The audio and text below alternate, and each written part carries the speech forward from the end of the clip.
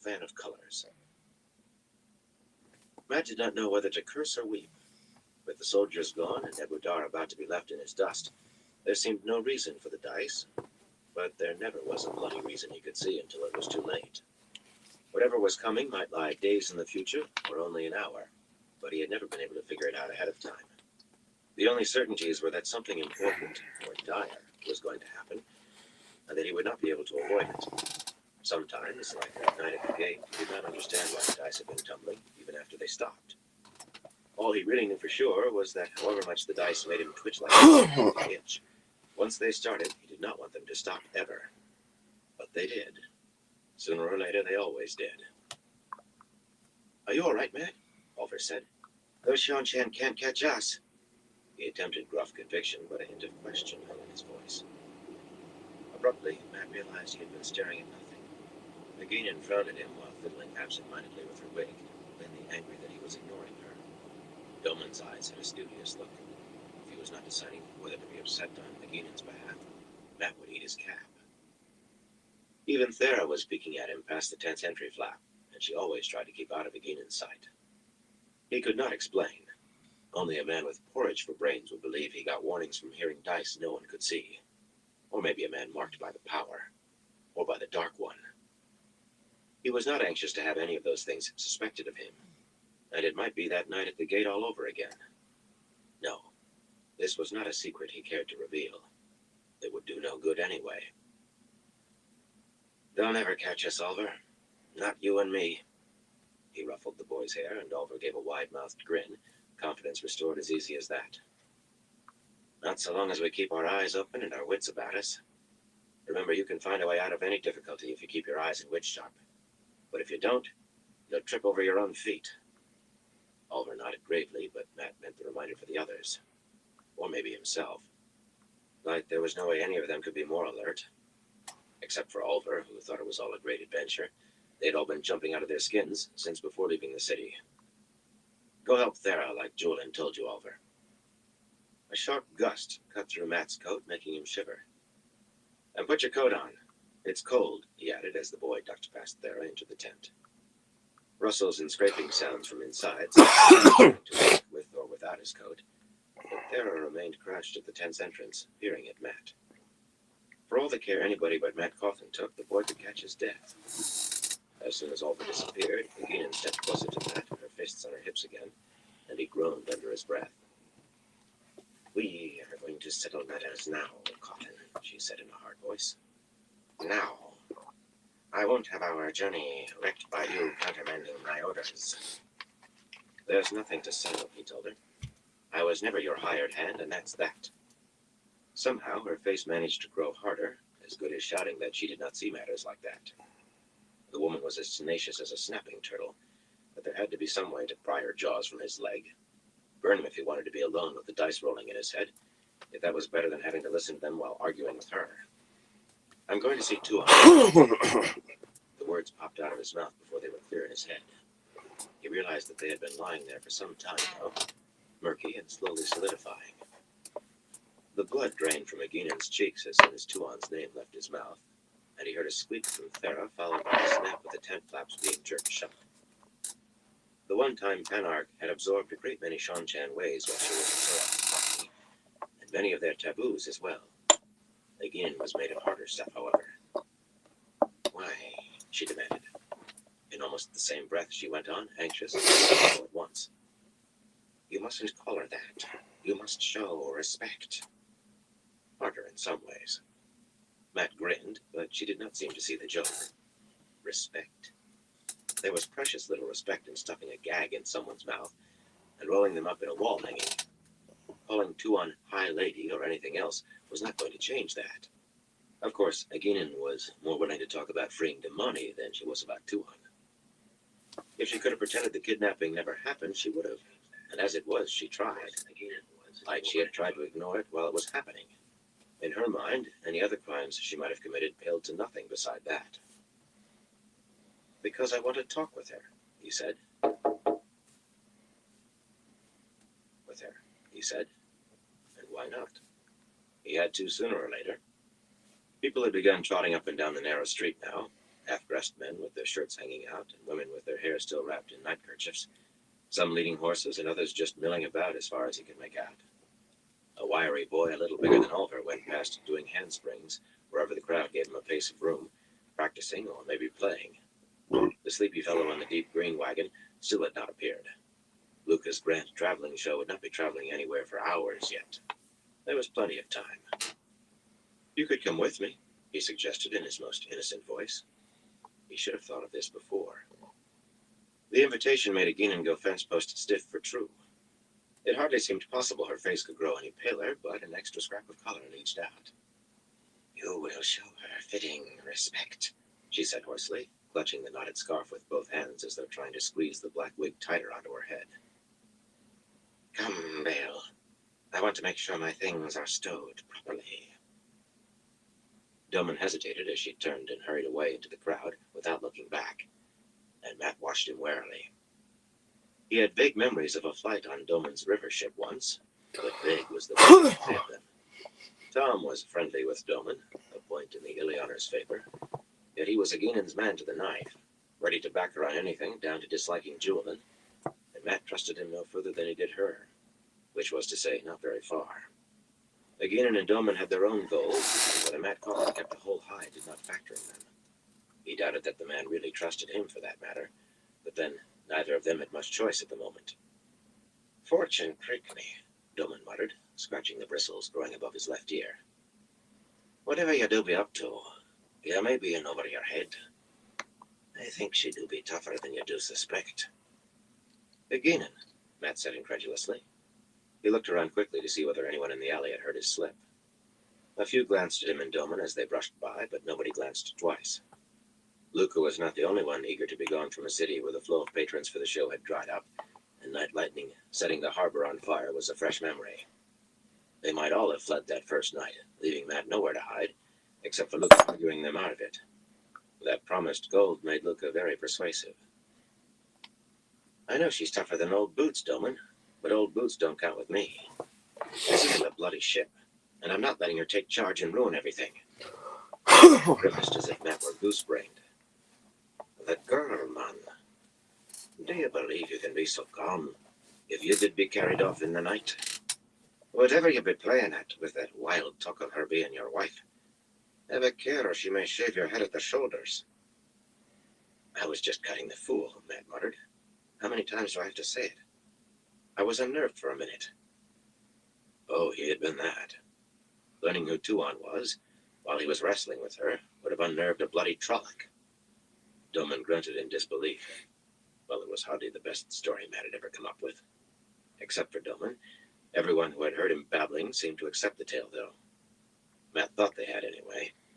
Aginin might get a knot in her tongue at the very thought of Tuan, but she would have said plenty if she believed he had been serious. Likely she would have put her knife in him. Steering in the direction Aginin had gone, the Ilianer shook his head. "Try to keep a grip on your tongue from now on. Egg, Lyle win. Do not have a fit whenever she do think about what you did say. I've heard her muttering under her breath, and you can wager the girl herself does take it no lighter. You cut the fool with her, and you may get us all shortened." He slid a finger across his throat expressively and gave a curt nod before pushing through the crowd after Aginin. Watching him go, Matt shook his own head. Tuan tough. True, she was the daughter of the 9 moons and all of that, and she had with a look back in the Terracin Palace when he thought she was just another Shon-Jan noblewoman with her nose in the air, but that was just because she kept turning up where he did not expect. No more than that. Tough. She looked like a doll made of black porcelain. How tough could she be? It was all you could do to keep her from breaking your nose, and maybe more, he reminded himself. He had been careful not to repeat what Doman called wild talk, but the truth of it was, he was going to marry Tuan. The thought made him sigh. He knew it as sure as prophecy, which it was, in a way. He could not imagine how such a marriage could come about. It seemed impossible on the face of it, and he would not weep if that proved to be so. But he knew it would not. Why did he always find himself bloody lumbered with bloody women who pulled knives on him or tried to kick his head off? It was not fair. He intended to go straight to the wagon where Tuon and Selucia were being kept, with Satala Anand to watch. The innkeeper could make a stone seem soft. A pampered noblewoman and a lady's maid would give her no trouble, especially with a red arm on duty outside. At least, they had not so far, or he would have heard. But he found his feet wandering, taking him along the winding streets that ran through the show. Bustle filled all of them, wide and narrow alike. Men rushed by leading horses that frisked and shied, too long without exercise.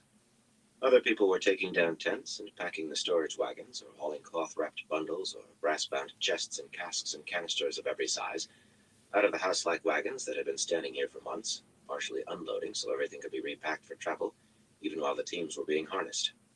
The din was constant. Horses whickered, women shouted for children.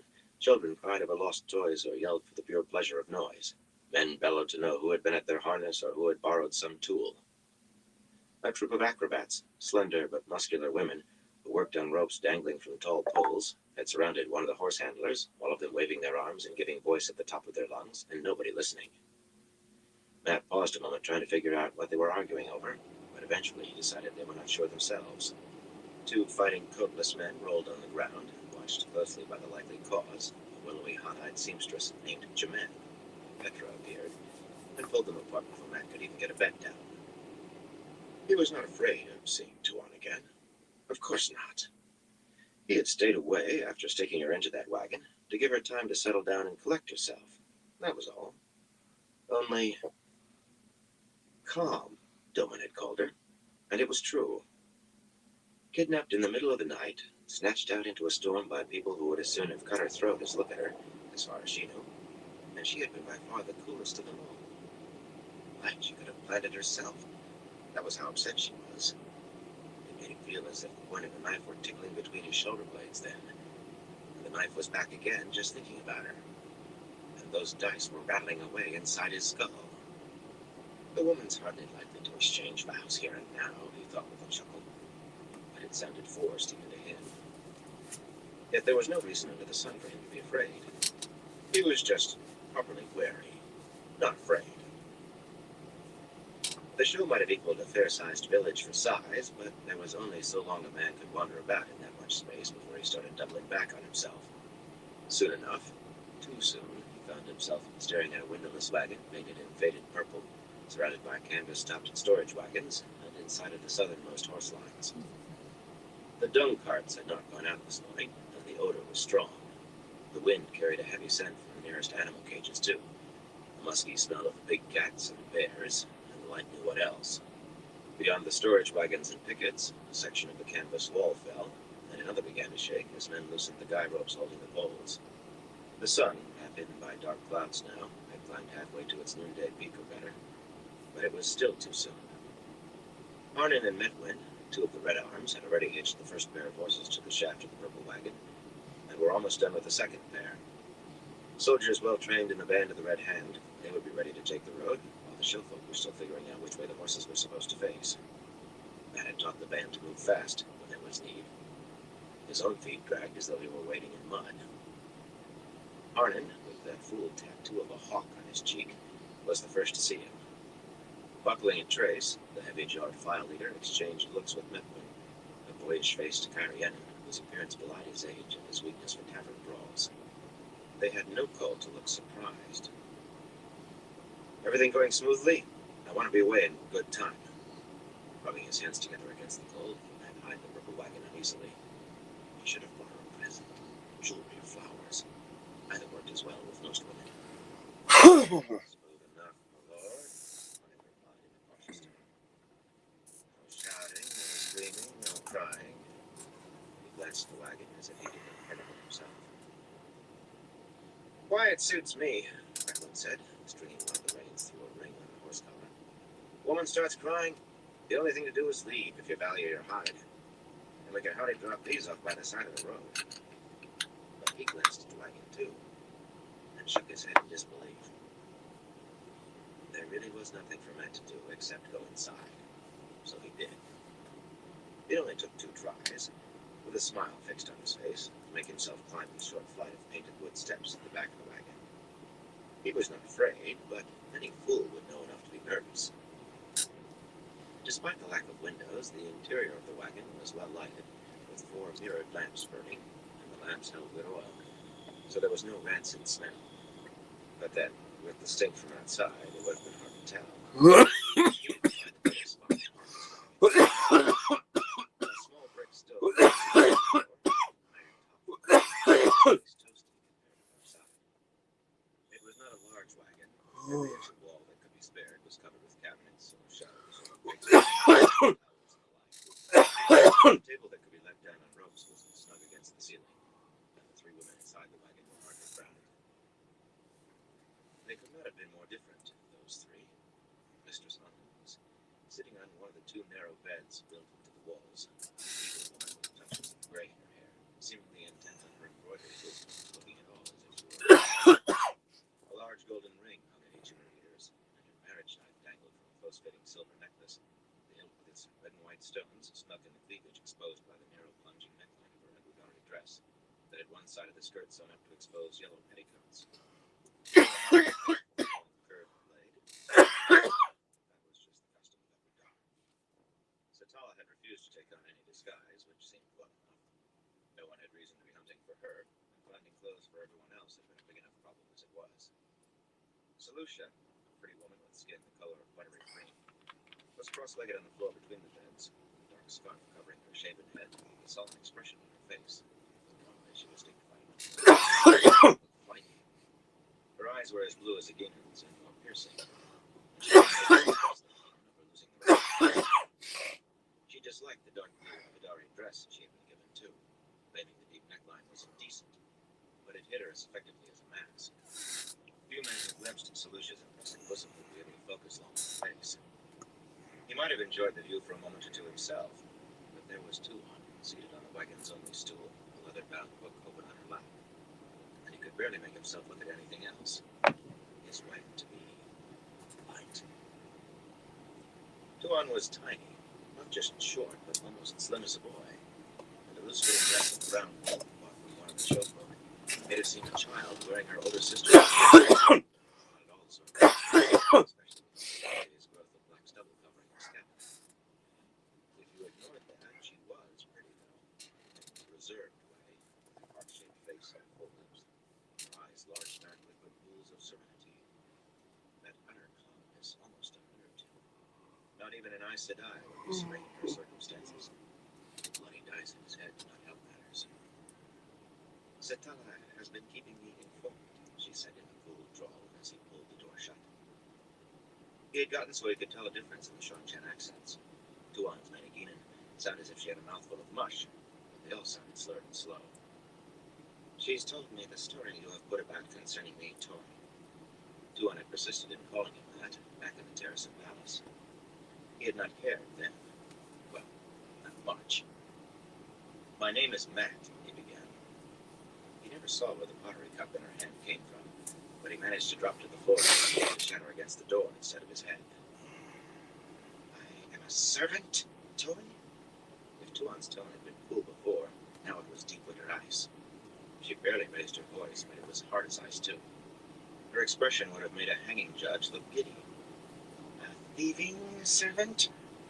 The book slid from her lap as she stood and bent to snatch up the lidded white chamber. A faithless servant?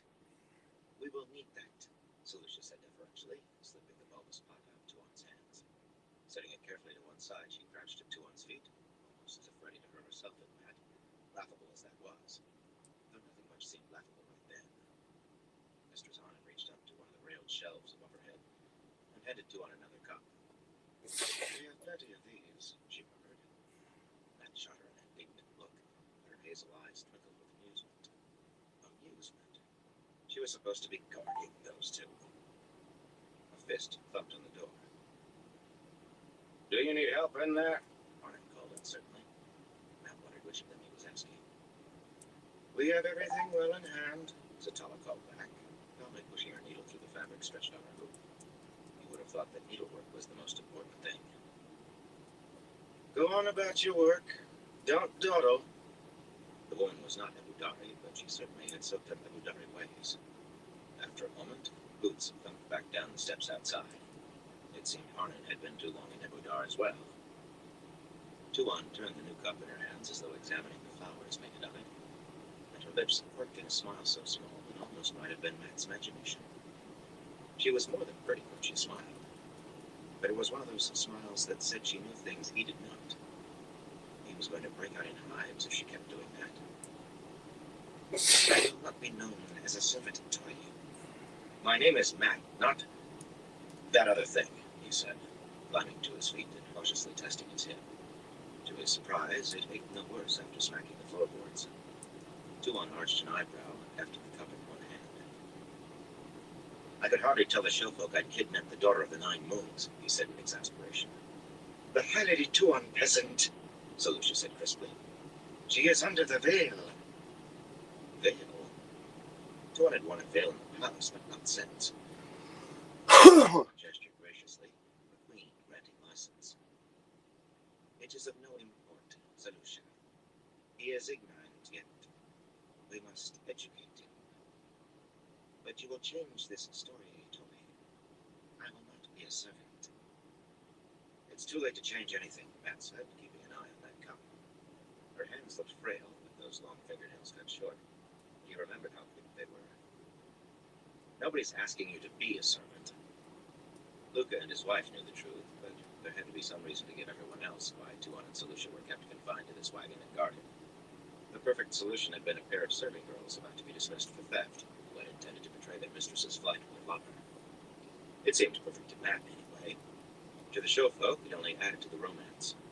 He had thought Aegin was going to swallow her tongue when he was explaining to Luca. Maybe she had known how Tuan would take it. Lydia almost wished the dice would stop. How could a man think with that in his head? I couldn't leave you behind to raise an alarm, he went on patiently. That was true as far as it went. I know Mistress Annan has explained it to you. He thought about saying he'd been babbling from nerves when you said she was his wife. She must think him a complete loogie. But it seemed best not to bring it up again. If she was willing to let the matter lie, all the better. I know she's already told you this, but I promise no one's going to hurt you. We're not after ransom. Just getting away with our heads still attached. As soon as I can figure out how to send you home safe and sound, I will. I promise. I'll make you as comfortable as I can until then. You'll just have to put up with the other. Tuan's big dark eyes crackled, heat lightning in a night sky. But she said, it seems I will see what your promises are worth, Toy. At her feet, Selucia hissed like a doused cat, her head half turning as if to object, but Tuan's left hand wiggled. The blue-eyed woman blushed and went silent. The blood used something like maiden hand talk with their upper servants. I wished he understood the signals. Answer me a question, Tuan, he said. He thought he heard Satella murmur, fool. Selucia's jaw nodded. A dangerous look kindled in Tuan's eyes, but if she was going to call him Toy, he would be burned if he gave her any titles. How old are you? He had heard that she was only a few years younger than he, but looking at her in that sack of a dress, it seemed impossible. To his surprise, that dangerous spark burst into flame. Not just heat lightning this time. He should have been fried on the spot. Tuan threw back her shoulders and drew herself to her full height. Such as that was, he doubted she could reach 5 feet with her heels flat, however she stretched. My 14th true name day will come in 5 months, she said in a voice that was far from cold. In fact, it could have heated the wagon better than the stove. He felt a moment of hope, but she was not finished. No, you keep your birth names here, don't you? That will be my 20th naming day. Are you satisfied, Toy? Did you fear you had stolen a child? She almost hissed the last word. Matt waved his hands in front of him, frantically dismissing the suggestion. A woman started hissing at him like a kettle. The man with any brains found a way to cool her down fast. She was gripping the cup so tightly that tendons stood out on the back of her hand, and he did not want to try his hip with another fall to the floor. Come to think on it, he was not sure how hard she had tried to hit him the first time. Her hands were very fast. I just wanted to know, that's all, he said quickly. I was curious, making conversation. I'm only a little older myself. 20. So much for hoping she was too young to marry for another 3 or 4 years. Anything that came between him and his wedding day would have been welcome. Tuan studied him suspiciously, with her head tilted, then and tossed the cup onto the bed beside Mr. Son. Seated herself on the stool again, taking as much care about arranging her voluminous woolen skirts as if they had belonged to a silk gown. But she continued to examine it through long eyelashes. "Where is your ring?" she demanded. Unconsciously, he thumbed the finger on his left hand where the long ring usually lay. "I don't wear it all the time. Not when everybody in the terracing palace knew you wore it." The thing would have stood out with his rough layabouts garb in any case. It was not even his signet anyway, just a carver's tri-piece. Strange how his hand felt noticeably lighter without it. Too light. Strange that she remarked on it too. Then why not? Why those dice had him shying at shadows and jumping in size? Or maybe it was just her. Discomforting thought. He moved to sit on the unoccupied bed, but Solucia swung herself up onto it so quickly any of the acrobats might have been jealous, and stretched out with her head propped on her hand. That pushed her scarf askew for a moment, but she hurriedly straightened it, all the while staring at him, proud and cold as a queen. He looked at the other bed, and Mistress Anand set down her embroidery long enough to ostentatiously smooth her skirts, making it clear she did not intend to share an inch. Burn her, she was behaving as though she were guarding Tuan from him. Women always seemed to club together, so a man never had a fair chance. Well, he had managed to keep Aginan from taking charge so far, and he was not about to be bullied by Sitala Anand, or a bosomy lady's maid, with a high and mighty high lady daughter of the 9 bloody moons. Only, he could hardly go shoving one of them out of the way to find a place to sit. Leaning against a drawered cabinet at the foot of the bed Mr. Sonnen was seated on, he tried to think of what to say. He never had trouble thinking of what to say to women. His brain seemed deafened by the sound of those dice. All 3 women gave him disapproving looks. He could all but hear one of them telling him not to slouch. So he smiled. Most women thought his best smile very winning. Tuan let out a long breath that did not sound one over in the slightest. "Do you remember Hongwen's face, Tori?" Mistress Anand blinked in surprise. Solucia sat up on the bed frowning. At him? How was she frowned at him? Tuan just continued to look at him, hands folded in her lap, as cool and collected as a wisdom itself. Matt's smile felt frozen. What did she know? How could she know anything? He lay beneath the burning sun, holding his side with both hands, trying to keep the last of life from leaking out, wondering whether there was any reason to hold on. All Deshara was finished after this day's work. A shadow blocked the sun for an instant. Then a tall man in armor crouched beside him, a helmet tucked under his arm, dark, deep-set eyes framing a hooked nose. "You fought well against me today, Fulani, and many days passed," that memorable voice said. "Will you live with me in peace?" With his last breath, he laughed in Arthur Falkland's face. He hated to remember dying. A dozen other encounters skittered through his mind, too. Ancient memories that were his now. Arthur Van Drag had been a difficult man to get along with even before the wars started. Drawing a deep breath, he took care of choosing his words. This was no time to go spouting the old stuff. "Of course I don't," he lied. The man who could not lie convincingly got short shrift from women. "Light. Hawkwing died 1,000 years ago. What kind of question is that?" Her mouth opened slowly, and for a moment he was sure she meant to answer question with question. "A foolish one, Tori," she replied. "I can't say why it popped into my head." The stiffness in Matt's shoulders relaxed a little. Of course, he was Tavira. People did things and said things around him they never would elsewhere. Nonsense qualified. Still, a thing like that could become uncomfortable when it hit too close to home. "My name is Matt. Matt Coffin." He might as well not have spoken. "I cannot say what I will do after returning to Abu Dhar, Tori. I haven't decided. I may have you made Dako Vale. You are not pretty enough for a cupbearer, but it might please me to have you for one. Still, you have represented certain promises to me, so it pleases me now to promise as well.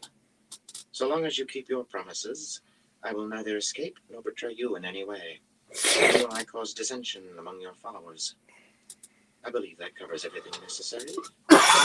This time, Mistress Anand gaped at her, and Solucia made a sound in her throat, but Tuan appeared not to notice either woman. She just looked at him expectantly, waiting on a response. He made a sound in his throat, too. Not a whimper, just a sound. Tuon's face was as smooth as a stern mask of dark glass. Her calm was madness, but this made gibbering look sane. She would have to be insane to think he would believe that offer. Except he thought she did mean it. That, or she was a better liar than he ever hoped to be. Again, he had that queasy sense that she knew more than he did. Ridiculous, of course, but there it was. He swallowed a lump in his throat. A hard lump. Well, that does all right for you, he said, trying to buy time. But what about Solucia? Time for what? He could not think with those dice pounding in his skull. Solucia follows my wishes, Toy, she said impatiently. The blue-eyed woman herself straightened and stared at him as if he had doubted that. For a lady's maid, she could look fierce when she tried. Matt did not know what to say or do. Without thinking, he spat on his palm and offered his hand as if sealing a bargain on a horse. Your customs are earthy, Tuon said in a dry voice, but she spat on her own palm and clasped his hand. Thus is our treaty written. Thus is our agreement made. What does that writing on your spear mean, Toy? He did whimper this time, and not because she had read the old-tongue inscription on his Ashandarai. A bloody stone would have whimpered. The dice had stopped as soon as he touched her hand. Light, what had happened? Knuckles rapped on the door, and he was so on edge that he moved without thought, spinning, a knife coming into either hand ready to throw at whatever came in. Stay behind me, he snapped. The door opened, and Tom stuck his head in. The hood of his cloak was up, and Matt realized it was raining outside. Between Tuon and the dice, he had missed the sound of rain hitting the wagon's roof.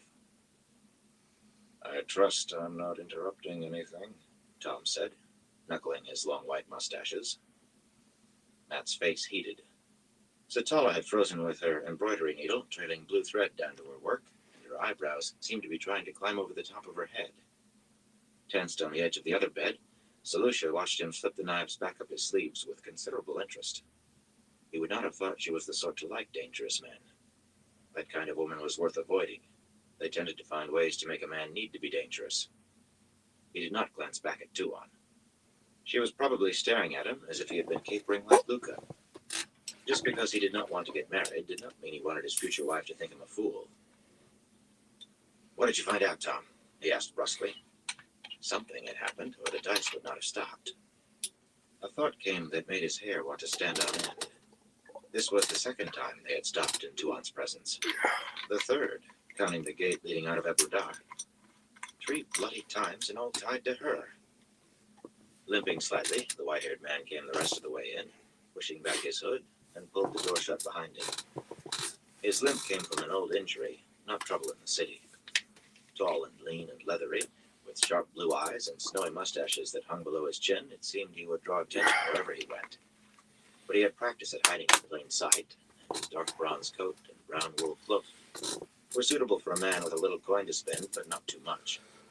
The streets are full of rumors about her, he said, nodding toward Tuon, but nothing about her disappearing. I bought drinks for a few Shanshan officers, and they seem to believe she's snug in the Terracin Palace, or off on an inspection trip. I didn't sense any dissembling, Matt. They didn't know. Did you expect public announcements, Toy? Tuon said incredulously. As it is, Suroth may be considering taking her own life for the shame. Do you expect her to spread such an ill omen for the return of that for everyone to see on top of that? So Guinan had been right. It still seemed impossible. And it did not seem at all important compared to the dice stopping. What had happened? He had shaken hands with Tuon, that was all. Shaken hands and made a bargain. He meant to keep his side, but what had the dice told him? That she would keep hers, or that she would not? For all he knew, Shanshan noblewomen were in the habit of marrying, what was it she had said she was going to make him? A cupbearer? Maybe they married cupbearers all the time. There's more, Matt, Tom said, eyeing Tuon thoughtfully, and with a hint of surprise. It came to Matt that she did not appear overly concerned that Suroth might kill herself. Maybe she was as tough as Doman thought. What were the bloody dice trying to tell him? That was what was important. Then Tom went on, and Matt forgot about how tough Tuan might be, and even the dice. Tylen's dead. They're keeping it quiet for fear of disturbances, but one of the palace guards, a young lieutenant who couldn't hold his brandy, told me they're planning her funeral feast and Beslin's coronation for the same day. How? Matt demanded. She was older than he, but not that much older. Beslin's light. How would Beslin cope with that when he hated the Shonchan? It had been his plan to fire those supplies in the Bay Road. He would have tried an uprising if Matt had not convinced him it would only result in a slaughter, and not of Shonchan. Tom hesitated, stroking his mustaches with a thumb. Finally, he sighed. She was bound in her bedchamber the morning after we left, Matt. Still bound hand and foot. Her head had been torn off. Matt did not realize his knees had given way until he found himself sitting on the floor with his head buzzing. He could hear her voice. You'll get your head cut off if you're not careful, Piglet. And I wouldn't like that. Satala leaned forward on the narrow bed to press a hand against his cheek in commiseration. The Windfinders, he said hollowly. He did not have to say more. According to what that lieutenant said, the Shonchan have settled on Aes Sedai for the blame. Because Talon had sworn the Shonchan oaths. That's what they'll announce at her funeral feast. Tylan dies the same night the Windfinders escape, and the Shonchan believe Aes Sedai killed her. He could not imagine Tylan dead. I'm going to have you for supper, duckling. That doesn't make sense, Tom. Tom hesitated, frowning as he considered. It could be political in part, but I think that's what they really believe, Matt. That lieutenant said they're sure the Windfinders were running too hard to stop or go out of their way. And the quickest path out of the palace from the demonic kennels goes nowhere near Talon's apartments. Matt grunted. He was sure it was not so. And if it were, there was nothing in the world he could do about it. The Marath Damani had reason to murder Talon, Selucia said suddenly. They must fear her example for others. What reason had the Damani you speak of? None. The hand of justice requires motive and proof, even for Damani and Dakovale. She sounded as though she were reading the words off a page, and she was looking at Tuan from the corner of her eye. Matt looked over his shoulder, but if the tiny woman had been using her hands to tell Selucia what to say, they were resting in her lap, now. She was watching him, a neutral expression on her face. Did you care for Tylan so deeply? She said in a cautious voice. Yes. No. Burn me, I liked her. Turning away, he scrubbed fingers through his hair, pushing the cap off. He had never been so glad to get away from a woman in his life. But this... And I left her tied up and gagged so she couldn't even call for help. Easy prey for the golem, he said bitterly. It was looking for me. Don't shake your head, Tom. You know it as well as I do. What is, golem? Tuan asked. Shadow spawn, my lady, Tom said. He frowned worriedly. He did not take easily to worry, but anybody except a fool would worry about a golem. It looks like a man, but it can slip through a mouse hole or under a door. And it's strong enough to... He harumphed through his mustaches. Well, enough of that. Matt, she could have had 100 guards around her and it wouldn't have stopped that thing. She would not have needed 100 guards if she had not taken up with Matt Coffin. A golem, Tuan murmured wryly. Suddenly she rapped Matt hard on the top of his head with her knuckles. Clapping a hand to his scalp, he stared over his shoulder incredulously. I'm very happy that you show loyalty to Tan, Toy, she said in a severe voice. But I won't have superstition in you. I will not have it. It does Tylan no honor. Burn him, Tylan's death seemed to concern her as little as whether or not Surath committed suicide. What kind of a woman was he going to marry? When a fist pounded on the door this time, he did not even bother to stand. He felt numb at the core and scraped raw on the surface. Larrick pushed into the wagon without asking, his dark brown cloak dripping rain. It was an old cloak, worn thin in spots, but he appeared not to care where the rain leaked through. The warder ignored everyone but Matt. Or almost everyone. The man actually took a moment to consider Sir Lucius' bosom. "Jolene wants you, Cawthon," he said, still studying her. Light. This was all Matt needed to make it a fine day. "Who is Jolene?" Tuan demanded. Matt ignored her. "Tell Jolene I'll see her once we're on the road, Blerick." The last thing he wanted was to be forced to listen to more of the Aes Sedai's grievances now. "She wants you now, Cawthon." With a sigh, Matt got to his feet and gathered his cap from the floor. Blerick looked as if he might try to drag him otherwise. In his own current mood, he thought he might put a knife in the man if he tried, and get his neck broken for his pains. A warder would not take a knife in the ribs lightly. He was fairly sure he had already died the one time he was allowed, and not in an old memory. Sure enough not to take risks he could sidestep. "Who is Jolene, Toy?" If he had not known better, he would have said Tuan sounded jealous. "A bloody Aes Sedai," he grumbled, tugging the cap on, and got one small pleasure for the day. Tuan's jaw dropped in shock.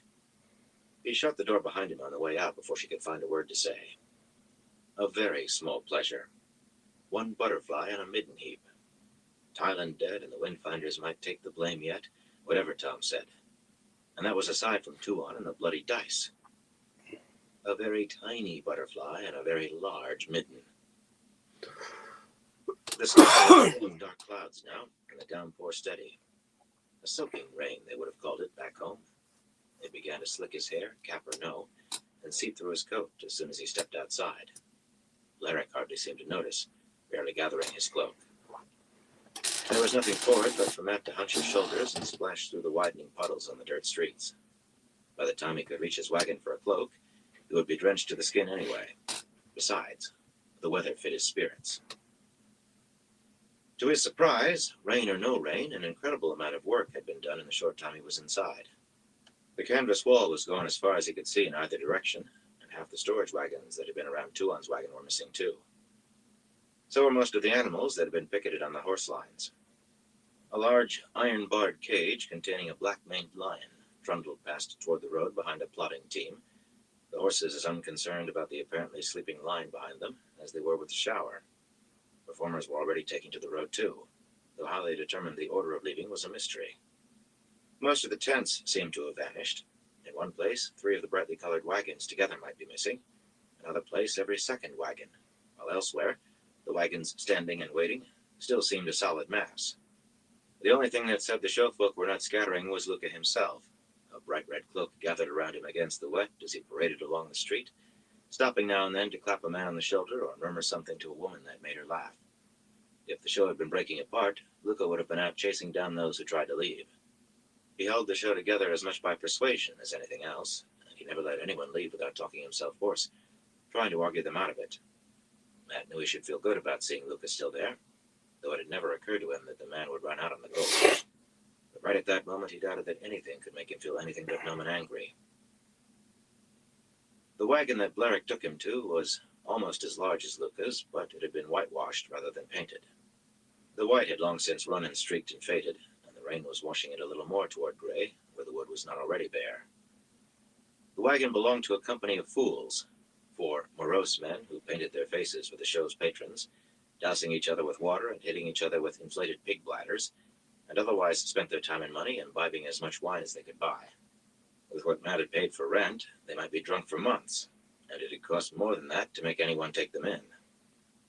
4 shaggy, nondescript horses were already hitched to the wagon, and Fen Mizar, Jolene's other warder, was up on the driver's seat, swathed in an old gray cloak, and reins in hand. His tilted eyes watched Matt the way a wolf might watch an impudent cur. The warders had been unhappy with Matt's plan from the start. Sure, they could have gotten the sisters away safely once they were outside the city walls. Perhaps they could have. But the Shon-Chen hunted vigorously for women who could channel. The show itself apparently had been searched 4 times in the days after Ebudar fell, and all it would have taken was one slip to land all of them in the stew pot.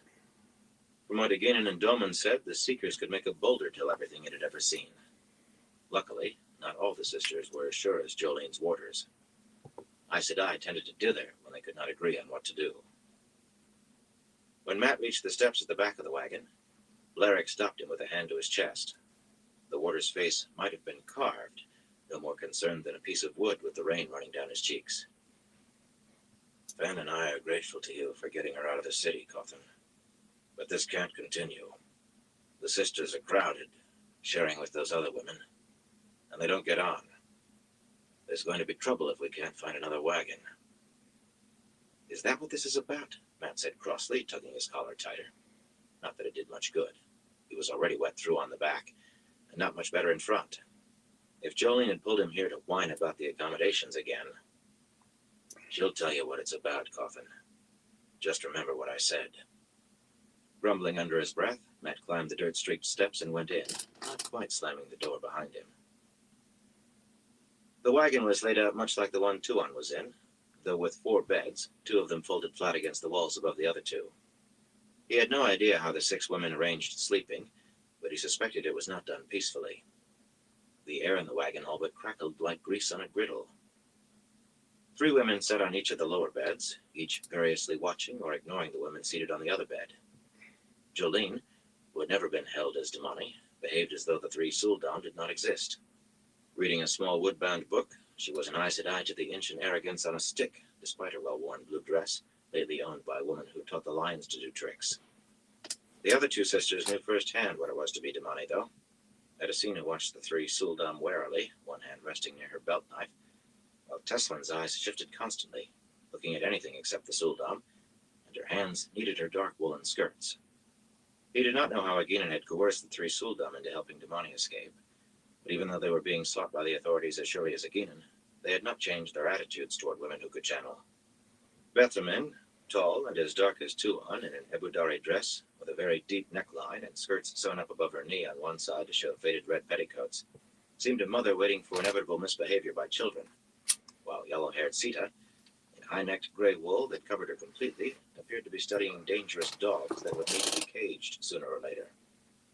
Brenna, she of the talk about cutting off hands and feet, pretended to be reading too, but every so often her deceptively mild brown eyes rose from the slim volume to study the Aes Sedai, and when they did, she smiled in an unpleasant way. Matt felt like cursing before one of them opened her mouth. A wise man kept clear when women were at odds, especially if there were Aes Sedai among them, but this was how it always was when he came to this wagon. This better be important, Jolene. Unbuttoning his coat, he tried to shake some of the water off. He thought he would do better wringing the garment out. I just learned that the Golem killed Tyden the night we left, and I'm in no mood for complaints. Jolene marked her place carefully with an embroidered marker and folded her hands in the book before speaking. Aes Sedai never hurried. They just expected everyone else to. Without him, she likely would have been wearing a tie-down by now herself. But he had never found Aes Sedai particularly noted for gratitude either. She ignored what he had said about Tylen. Blerick tells me the show has already begun moving, she said coolly. But you must stop it. Luca will only listen to you. Her mouth tightened slightly on the words. Aes Sedai also were unused to not being listened to, and Greens were not the best at hiding their displeasure. We must abandon the idea of Lugard for the time being.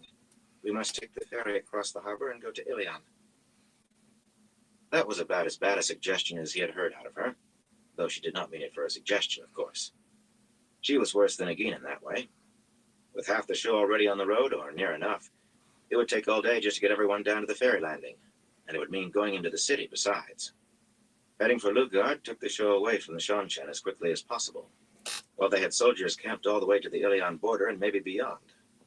Aginan was reluctant to tell what she knew, but Tom had his ways of learning these things. Matt did not bother to crack his teeth, though. He did not need to. No, Teslin said in a tight voice, her Illianer accent strong. Leaning past Edicina, she looked as though she chewed rocks 3 meals a day, hard-faced and set-jawed, but there was a nervousness in her eyes, put there by her weeks as a Damani. No, Jolene. I have told you. We do not dare risk it. We do not dare. Light, Jolene spat, slamming her book to the floor. Take hold of yourself, Teslin. Just because you were held prisoner for a little time is no reason to go to pieces. Go to pieces. Go to pieces. Let them put that collar on you, and then speak of going to pieces. Teslin's hand went to her throat, as though she felt the iodine collar still. Help me convince her, Edicina. She will have us collared again if we do let her. Edicina drew back in herself against the wall behind the bed. A slim, handsome woman with black hair spilling to her waist. She always went silent when the red and the green argued, as they did often. But Jolene did not spare her so much as a glance. You ask a rebel for help, Teslin? We should have left her for the Shonchan. Listen to me. You can feel it as well as I. Would you really accept a greater danger to avoid a lesser? Lesser? Teslin snarled. You do know nothing of... Rena held her book out at arm's length and let it drop to the floor with a bang. If my lord will excuse us a little while, we still have our item, and we can teach these girls to behave again in short. Her accent had a musical quality, but the smile on her lips never touched her brown eyes. It never works to let them go slack this way. Sita nodded grimly and stood as if to fetch out the leashes. I think we're done with item, Bethamin said, ignoring the shocked looks from the other two Suldam. But there are other ways to settle these girls down. May I suggest my lord return in an hour? They'll tell you what you want to know without any squabbling once they can't sit down. She sounded as though she meant exactly what she said. Jolene was staring at the three Suldam in outraged disbelief, but Edicina was sitting up straight, gripping her belt knife with a determined expression, while Teslin was now the one shrinking back against the wall, her hands clasped tightly at her waist. That won't be necessary, Matt said after a moment. Only a moment. However satisfying it might be to have Jolene settled down, Edicina might draw that knife. And that would set the cat among the chickens no matter how it turned out. What greater danger are you talking about, Jolene? Jolene? What danger is greater than the Shonchan right now? The green decided her stare was making no impression on Bethamin, and turned it on Matt instead. Had she been other than Aes Sedai, he would have said she looked sulky. Jolene disliked explaining. If you must know, someone is channeling. Teslin and Edicina nodded, the red sister reluctantly, the yellow emphatically. In the camp, he said in alarm. His right hand rose on its own to press against the silver fox head under his shirt, but the medallion had not turned cold. Far away, Jolene replied, still unwilling. To the north. Much farther than any of us should be able to sense channeling, Edicina put in, a touch of fear in her voice. The amount of Saidar being wielded must be immense. Inconceivable. She fell silent at a sharp glance from Jolene, who turned back to study Matt as though deciding how much she had to tell him. At that distance, she went on, we wouldn't be able to feel every sister in the tower channeling. It has to be the Forsaken, and whatever they're doing, we do not want to be any closer than we can avoid. Matt was still for a moment. Then finally he said, if it's far, then we stick with the plan. Jolene went on arguing, but he did not bother to listen. Whenever he thought of Rand or Perrin, colors swirled in his head. A part of being Taviran, he supposed. This time he had not thought of either of his friends, but the colors had suddenly been there. A fan of 1,000 rainbows. This time they'd almost formed an image. A vague impression that might have been a man and a woman, seated on the ground facing one another. It was gone in an instant, but he knew as surely as he knew his name. Not the Forsaken. Rand. And he could not help wondering what Rand had been doing when the dice stopped. Chapter 4. The Tale of a Doll. Beric Karit sat staring at his writing table without seeing the papers and maps spread out in front of him. Both of his oil lamps were lit and sitting on the table, but he no longer had need of them. The sun must be rimming the horizon, yet since waking from a fitful sleep and saying his devotions to the Empress, might she live forever, he had only donned his robe in the dark imperial green. Hey, Warlord of Art, how you doing, bro? Sat here without moving since. Good to see you. He had not even shaved.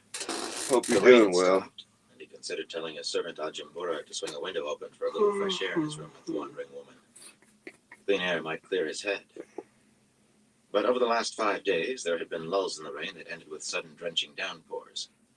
And his bed Hell was yeah, that's feet good. windows. It's always He good admitted to have when his mattress everyone's embedded doing in the good. kitchen to dry once already. A tiny squeal and a pleased grunt from Ajimbura made him look up to find the wiry little man displaying a limp rat half the the size of a cat on the end of his long knife. It was not the first Ajimbura had killed in this room recently, something Kareed believed would not have happened if Satala Anand still owned the inn, though the number of rats in Abu Dar seemed to be increasing well in advance of spring. Ajimbura looked a little like a wizened rat himself, his grin both satisfied and feral. After more than 300 years under the Empire, the Kinsada Hill tribes were only half civilized, and less than half tamed. The man wore his white-streaked, dark red hair and a thick braid that hung to his waist to make a good trophy if he ever found his way back to those near mountains and fell in one of the endless feuds between families or tribes. And he insisted on drinking Some from a ice silver magic caps, cup that nice. anyone who looked closely could see was the top of someone's skull. I'm smoking a bowl of If you are some going to resin eat or that, some Kareed said, roaches. if there were any questions, Stung about the top with a little bit of wax. out of anyone's sight. Ajimbura would eat anything except for lizards, which were forbidden to his tribe for some reason he would never make clear. But of course, High One, the man replied, with the hunch of his shoulders that passed for a bow among his people. I know well the ways of the town people, and I would not embarrass the High One. After close to 20 years in Kareed's service, without a reminder, he still would have skinned out the rat and roasted it over the flames in the small brick fireplace. Scraping the carcass off the blade into a small canvas sack, Ajimbura tucked that into a corner for later, and carefully wiped his knife clean before sheathing it, and settling on his heels to await Kareed's needs. He would wait like that all day, if necessary, as patiently as Dr. Vale. Kareed had never puzzled out exactly why Ajimbura had left his hill fort home to follow one of the Death Watch Guard. It was a much more circumscribed life than the man had known before, and besides, Kareed had nearly killed him 3 times before he made that choice. Dismissing thoughts of his servant, he returned to the display on his writing table, though he had no intention of taking up his pen for the moment. He had been raised to Banner General for achieving some small success in the battles with the Ashaman, in days when few had achieved any. And now, because he had commanded against men who could channel, some thought he must have wisdom to share about fighting Marth Damani. No one had had to do that in centuries, and since the so-called Aes Sedai revealed their unknown weapon only a few leagues from where he sat, a great deal of thinking had gone into how to cripple their power. That was not the only request littering the tabletop. Aside from the usual run of requisitions and reports that needed his signature, his comments on the forces arrayed against them in Ilion had been solicited by 4 lords and 3 ladies, and on the special Aiel problem by 6 ladies and 5 lords. But those questions would be decided elsewhere. Very likely already had been decided. His observations would only be used in the infighting over who controlled what in the return. Yeah, it's not too bad. It's War had always been a second calling for the Death Watch. it was The called guards Fruit were always Punch. there whenever a major battle was fought. The sword hand of the Empress, might she live forever, to strike at her enemies whether or not she herself was present. Always to lead the way where the fight was hottest. But Well, it their makes first the calling was roaches to taste protect the better. lives and persons of the imperial family. With their own lives, when necessary, I dab it too, but and 9 nights passed. I'll do this too. The High Lady Tuon had vanished as if swallowed by the storm. He did not think of her as one of the 9 moons. Could not until he knew she was no longer under the veil. He had not considered taking his own life either, though the shame cut him keenly. It was for the blood to resort to the easy way to escape disgrace. The Death Watch Guard fought to the last. Masenji commanded a personal bodyguard, but as the highest-ranking member of the guard this side of the Arth Ocean, it was Kareed's duty to return her safely. Every cranny in the city was being searched on one excuse or another, every vessel larger than a rowboat, but most often by men ignorant of what they were searching for, unaware that the fate of the return might rest on their diligence. The duty was his. Of course, the imperial family was given to even more complicated intrigues than the rest of the blood, and the High Lady Tuon frequently played a very deep game indeed, with a sharp and deadly skill. Only a few were aware that she had vanished twice before, and had been reported dead, to the very arrangement of her funeral rites, all by her own contriving. Whatever the reasons for her disappearance, though, he had to find and protect her. So far, he had no clue how. Swallowed by the storm. Nice. Or perhaps That sounds maybe tasty. There had been countless attempts to kidnap or assassinate her, beginning on the day of her birth. If he found her dead, he must find who killed her, who had given the ultimate commands, and avenge her whatever the cost. That was his duty, too. A slender man slipped into the room from the hallway without knocking. He might have been one of the inn's stablemen from his rough coat, but his pale hair with the blue eyes that slid across the room as though memorizing everything in it.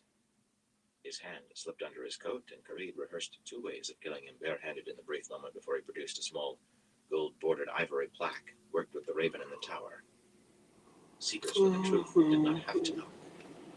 Killing them was frowned upon. Leave us, the seeker told Ajimura, tucking away the plaque once he was sure Kareed had recognized it. The little man remained crouched on his heels, motionless, and the seeker's eyebrows rose in surprise. Even in the Kane-Sada hills, everyone knew a seeker's word was law. Well, perhaps not in some of the more remote hill forts, not if they believed no one knew the seeker was there. Ajimbura knew better than this. Wait outside, Kareed commanded sharply. Ajimbura rose with alacrity, murmuring, I hear and obey, High One. He studied the seeker openly, though, as if to make sure the seeker knew he had marked his face before leaving the room. He was going to get himself beheaded one day. A precious thing, loyalty, the pale-haired man said, eyeing the tabletop after Ajimura pulled the door shut behind himself. You are involved in Lord Unan's plans, then, General Kareed. I would not have expected the Death Watch Guard to be part of that. Kareed moved 2 bronze map weights shaped like lions. Let the roll up on itself. The other had not been unrolled yet. You must ask Lord Yunan, Seeker. Loyalty to the Crystal Throne is precious above the breath of life, followed closely by knowing when to keep silent. The more who speak of a thing, the more will learn of it who should not. No one short of the Imperial family rebuked a seeker, or whatever hand guided him, but the fellow appeared unaffected. Then again, he seated himself in the room's cushioned armchair, made a tent of his fingers, peering over them at Kareed, who had the choice of moving his own chair or leaving the man almost at his back. Most people would have been very nervous about having a seeker behind them. Most would have been nervous having a seeker in the same room. Kareed hid a smile and did not move. He only had to turn his head a fraction. He was trained in seeing clearly what lay in the corners of sight. You must be proud of your sons, the seeker said. 2 following you into the Death Watch Guard, the 3rd listed among the honored dead. Your wife would have been very proud. What is your name, Seeker? The answering silence was deafening. No people rebuked Seekers that inquired after their names. More, the reply came finally. Almarat Moore. So, Moore. Hidden ancestor who had come with Luther Payne back then, and was rightly proud. Without access to the breeding books, which no Dr. Bell was allowed, Kareed had no way of knowing whether any of the tales about his own ancestry were true. He also might have an ancestor who had once followed the Great Hawkwing. But it did not matter. Men who tried to stand on their forebears' shoulders, rather than their own feet, often found themselves shorter by a head. Especially Dr. Bale. Call me Furik. We are both the property of the Crystal Throne. What do you want of me, Almarat? Not to discuss my family, I think. If his sons were in trouble, the fellow would never have mentioned them so soon. Kalia was beyond any misery. From the corner of his eye, Kareed could see the struggle on the Seeker's face, though he hid it almost well enough. The man had lost control of the interview, as he might have expected, flashing his plaque as though a Death Watch guard were not ready to thrust a dagger into his own heart in command. Listen to a story, Moore said slowly, and tell me what you think. His gaze was fastened to Kareed as if by tacks, studying, weighing, evaluating as though Kareed were on the block at sale. This came to us in the last few days. By us, he meant the Seekers. It began among the local people, as near as we can tell, though we have not yet found the original source. Supposedly, a girl with a Shandar accent has been extorting gold and jewelry from merchants here in Ebudar. The title Daughter of the Mind was mentioned. He grimaced with disgust, and for a moment his fingertips turned white, they were pressing against each other so hard. None of the locals seemed to understand what the title means, but the description of the girl is remarkably precise, remarkably accurate. And no one can recall hearing this rumor before the night after Tyler's murder was discovered. He finished, choosing the last unpleasant event to fix the time. I shunned our accent, Farid said in a flat voice, and Moore nodded. This rumor has passed into our own people. That was not a question, but Moore nodded again. I shunned our accent and an accurate description, two things no local could invent. Someone was playing a very dangerous game, dangerous for themselves and for the Empire. And as the Terrace and Palace took recent events, there would be listeners among the servants, likely among even Yehudari servants by now. And what the listeners heard soon passed to the seekers. Moore understood the question, of course. There was no need to mention what should not be mentioned. He replied in an indifferent tone. The High Lady Tuan's entourage carries on as though nothing has happened, except that Anath, her truth speaker, has taken to seclusion. But I am told that it is not unusual for her. Surath herself is even more distraught in private than in public. She sleeps poorly, snaps at her fingers, has a property lethal for passions. She ordered the death of one seeker each day until matters are rectified, and only rescinded the order this morning when she realized she might run out of seekers before she ran out of days. His shoulders moved in a small shrug, perhaps to indicate this was all in a day for seekers, perhaps in relief at a near escape. It's understandable. If she is called to account, she will pray for the death of 10,000 jeers. The other blood who know what has happened are trying to grow eyes in the backs of their heads. A few have even quietly made funeral arrangements to cover any eventuality. Farid wanted a clearer look at the man's face. He was inured to insult. That was part of the training. This. Pushing back his chair, he stood and sat at the edge of the writing table. Moore stared at him unblinking, tensed to defend himself against an attack, and Farid drew a deep breath to still his anger. Why did you come to me if you believe the Death Watch guards are implicated in this? The effort of keeping his voice level almost strangled him. Since the first Death Watch guards sworn the corpse of Luther Painbright to defend his son, there had never been treason among the guards. Never. Moore relaxed by increments as he realized that Farid did not intend to kill him. At least, not right then. For there was a haze of sweat on his forehead. I have heard it said a Death Watch guard can see a butterfly's brain. You have anything to drink? Farid gestured curtly to the brick hearth. A silver cup and pitcher sat near the flames to keep warm.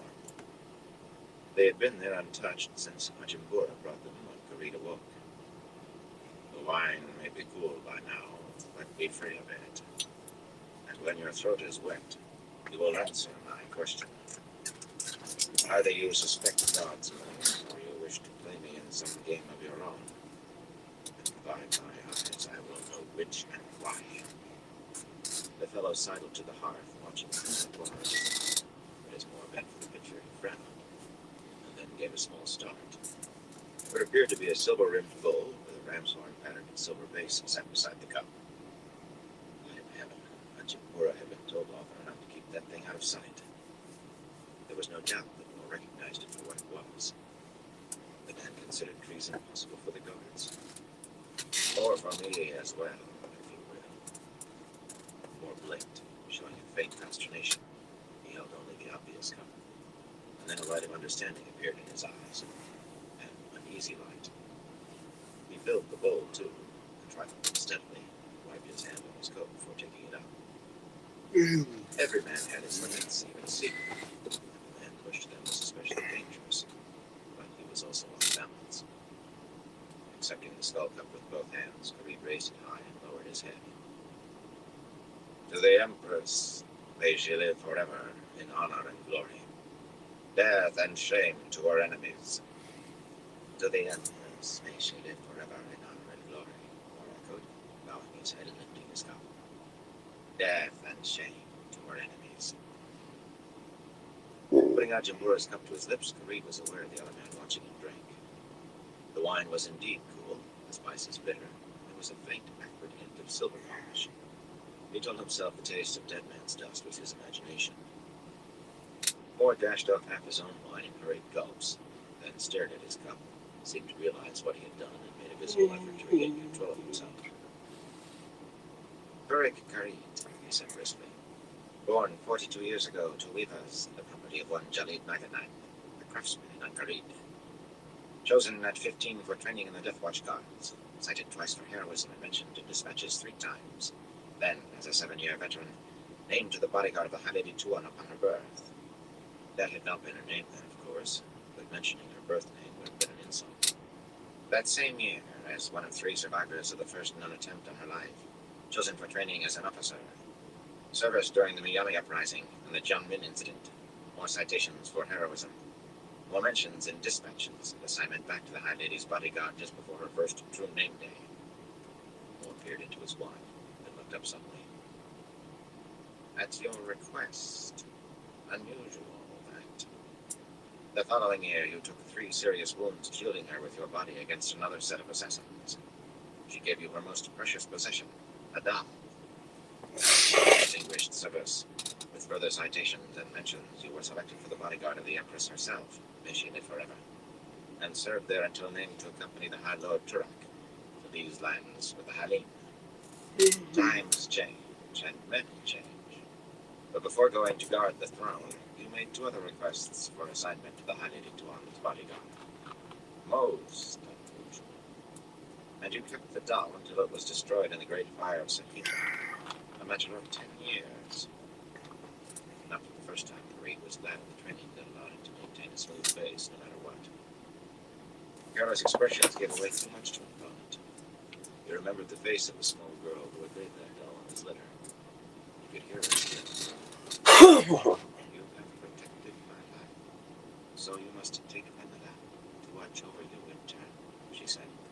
She can't really protect you, of course. She's only a doll.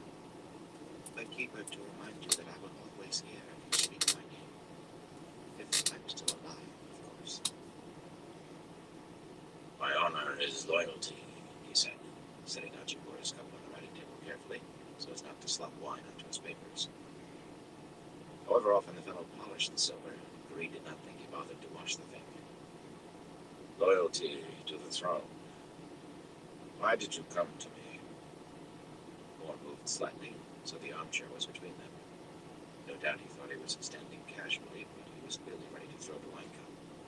He had a knife under his coat in the small of his back, and probably at least 1 other. 3 requests to join the High Lady Tuan's bodyguard. And you kept the doll. That much I understand, he told her dryly. The guards were not supposed to form attachments to those they were sent to guard. The Death Watch guard served only the Crystal Throne, served whoever succeeded to the Crystal Throne. But he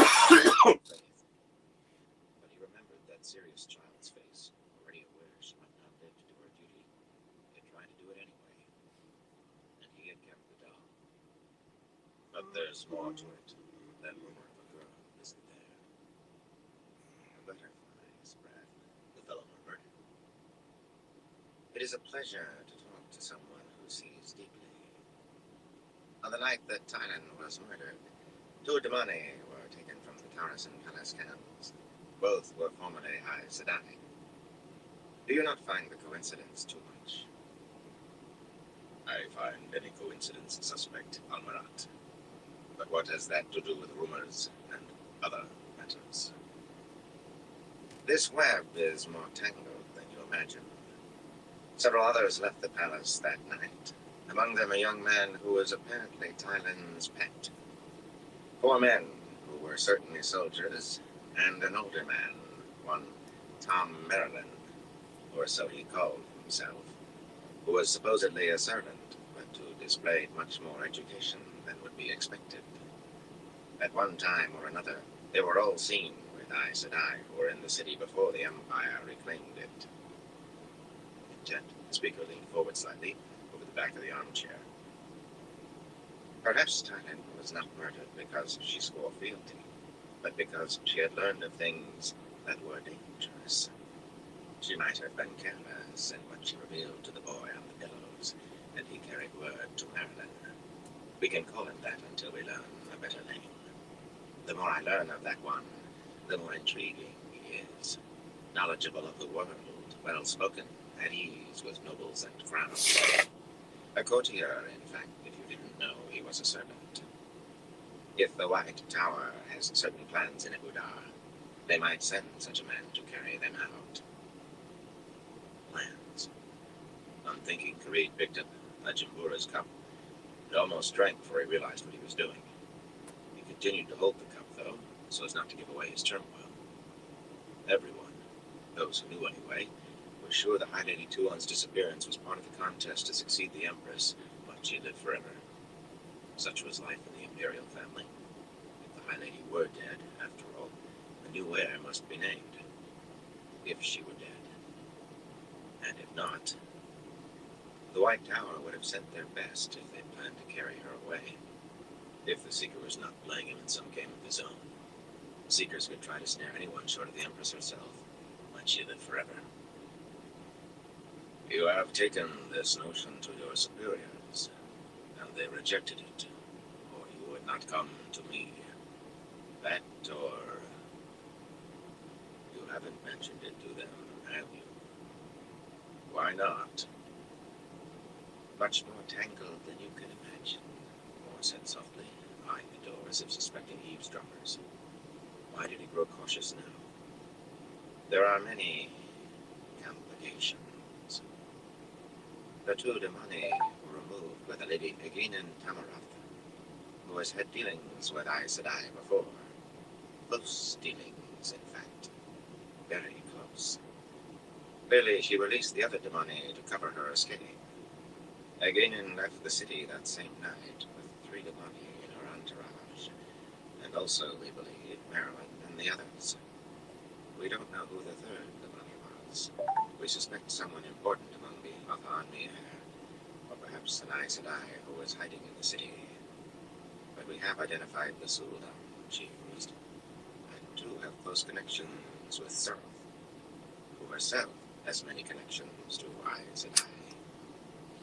For all his wariness, Moore said that as if it were another lightning bolt. No wonder he was on edge. So, Seraph plotted with Aes Sedai and had corrupted at least some of the Seekers above Moore. The White Tower had placed men under one of their best to carry out certain actions. It was all believable. When Kareed was sent with the Forerunners, he had been asked to watch the blood for overambition. There had always been a possibility, this far from the Empire, that they would try to set up their own kingdoms. And he himself had sent men into a city he knew would fall, whatever was done to defend it, so they could harm the enemy from within. You have a direction, Almarat. Moore shook his head. They went north, and Johanna was mentioned in the palace stables, but that seems an obvious attempt at deception. They will have changed direction at the first opportunity. We have checked on boats large enough to have carried the party across the river, but vessels of that size come and go all the time. There is no order in this place, no control. This gives me a great deal to think of.